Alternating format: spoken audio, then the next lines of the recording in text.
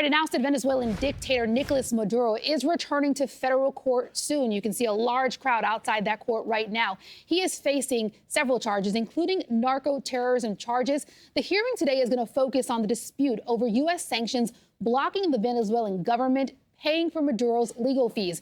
Maduro, of course, says that this interferes with his right to counsel and calling for these charges against him to be dismissed. Here to discuss this case further is Richard Schulstein, trial attorney and legal analyst.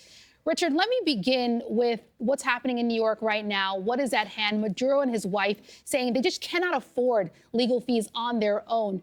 How do you expect the judge to rule first and foremost on that?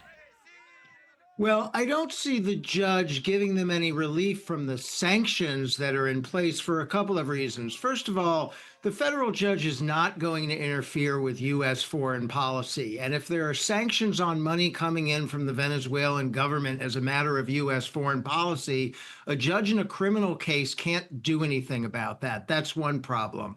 Secondly, from the U.S. government point of view, Maduro is not legitimately part of the government. That's why his sovereign immunity argument would fail, and that's why this argument too would fail. He's not entitled to money from the Venezuelan government because he wasn't legitimately part of it. He can fund his own defense, or he can be appointed an attorney just like any other defendant in the U.S. courts, a public attorney to defend him.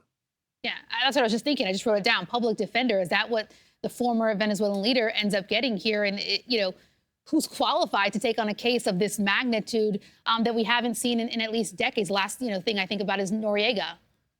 Yeah, it would be very difficult. It's a hard case to defend because of its scope, because of the size and how long it's likely to go on. So it's going to be a heavy lift for a public defender. But a public defender is counsel. That passes the constitutional test in the United States of right to counsel. It doesn't deprive him of right to counsel. Let me ask you this, because we have a correspondent in New York who was talking about this becoming a growing concern. There's a lot of focus right now on the judge assigned to this case. He's 92 years old.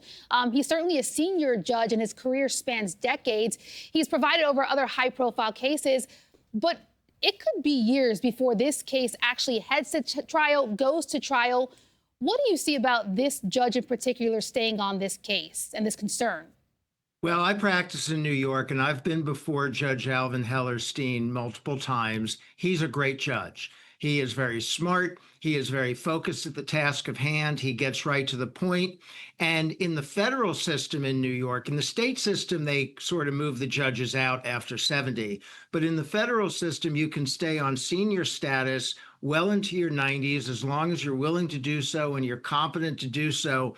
So there's really no issue. If he becomes unavailable for any reason, the case would get transferred to another judges. This is the Southern District of New York. It's the best judges in America. So that's going to be fine. And really quickly, before I have to let you go, I'm out of time here, but do you see him, today in the hearing making any remarks to this concern about his age and staying on this case?